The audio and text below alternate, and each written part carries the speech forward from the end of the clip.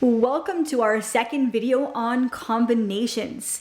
In this video, we're going to explore combination problems where there are conditions and cases involved. Now, since these can be more complex, our second goal for the video is also to learn to use technology to help us solve these problems. Now, of course, we can always leverage our combination equation. So before we go any further, let's pause and just remind ourselves of the formula. So remember, n choose r, or NCR, is equal to n factorial all over r factorial multiplied by the difference between n and r factorial. Recall that n is still representing the total number of objects that are available for us to choose from, and r represents the number of objects that will be combined or chosen from that group of objects. All right, so let's jump into our first example. It says Tanya is the coach of a pole push team that consists of 9 players. 5 are male and 4 are female. Now, if you've never heard of this pole push game, I encourage you to look it up. It's a competition where teams of 4 compete against each other and try to push their competitors out of a circle. The team that's successful wins. Now, in this scenario, there is an all-male competition. So in part A, Tanya needs to create a 4-person team that's chosen for the male competition. And then in part B, it says, how many different 4-person teams could Tanya create with 2 male and 2 females for the mixed competition? Okay, let's start with part A. In this scenario, we're looking to make an all-male team. So the only players that we need to analyze in this scenario are the 5 male team members that are available to us. And we are going to create a 4-person team for the competition. So n is going to be equal to 5 and r will be equal to 4. Now, this is a simple situation, so we can just use the NCR formula. So n factorial over r factorial multiplied by the difference of n and r factorial. We know that n is equal to 5, r is equal to 4, so we can substitute those values in where appropriate. Now, I end up with 5 factorial divided by 4 factorial times 1 factorial.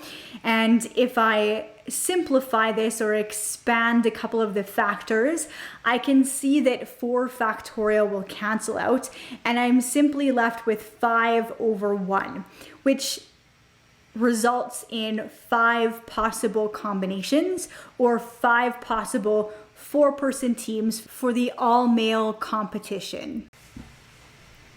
Let's take a look at part B. In this scenario, we're looking to make a mixed team. That means we need 2 males and 2 females. Notice that I've really emphasized that word "and." That's important. It indicates to us that we're going to need to use the fundamental counting principle here. So we're going to choose 2 males and 2 females to create this one team. Let's look at the male side of this team first. In total, we have 5 males to choose from, and we're going to put 2 on the team. And we have 4 females to choose from, and we are going to put 2 on the team, which means we are going to have to do 5 choose 2 and 4 choose 2. Now, instead of using the equation, let's bring in some technology here. We're going to use our scientific calculators to help us figure this out. All right, so we need to find the combination function on our calculators. Remember that you can use the Desmos scientific calculator if you don't have a calculator available to you. So I'm going to scroll over and find the combination function on my calculator, and I'm going to press the combination function and then 5,2. Some of you might need to go 5, choose 2. It depends on your calculator. but I should come up with the fact that there are 10 possible combinations for choosing the 2 males on the team.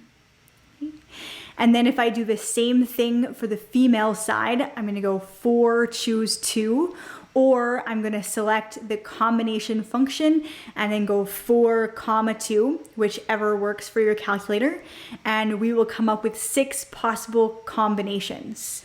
So in order to figure out the total number of possible teams, I'm going to take the 10 possibilities for the males, and so I'm going to multiply the 6 possibilities for the females. So there are 60 possible mixed teams that we can make for the mixed competition. All right, our next example says that a planning committee is to be formed for a school-wide Earth Day program. Now, there's 13 volunteers to be on the committee. 8 of those are teachers and 5 are students. It wants to know how many ways can the principal choose a 4-person committee that has at least 1 teacher on the committee. Now, I've really emphasized a word here. At least gives us a really big clue about how we might need to analyze this problem. Since I've noticed this word at least, that tells me that there are a number of different cases or scenarios here that I'm going to need to analyze or take a look at. There's a lot of different possibilities for these committees. So let's look at the first case. So it says there has to be at least 1 teacher. So let's start there. The first case would mean there's 1 teacher and 3 students would fill the other spots. Or in case 2, we could have 2 teachers and 2 students. Or in case 3, we could have 3 teachers and 1 student on the committee. And the last case would be if we have all teachers and no students. Now, in each of the scenarios, I'm going to have to choose a teacher and students, so I'm going to have to use the fundamental counting principle. But because I've got a number of different scenarios where I've got case 1 or case 2 or case 3 and so on and so forth, that indicates to me that I'll need to total all of those possibilities up, or I will add all of the possibilities for each of the cases. Okay, so let's go case by case and we'll identify N and R. So in case 1, there would be 8 teachers to choose from, and we are going to choose only 1. And there are 5 students to choose from, and we're going to choose 3. So that would be 8 choose 1 times 5 choose 3. And then in case 2, we're going to choose 2 of the 8 teachers, but only 2 of the 5 students. So we would have 8 choose 2 multiplied by 5 choose 2. And I'm sure you can see how this is going. In case 3, I'm going to choose 3 of the 8 teachers and only 1 of the 5 students.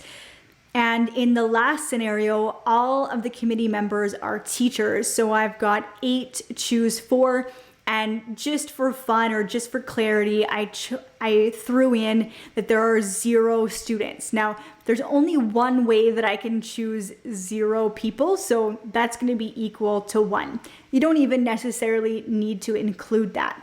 So if I go through and I use my calculator function to help me calculate all of these, I should get 80 possible combinations for committees in case 1.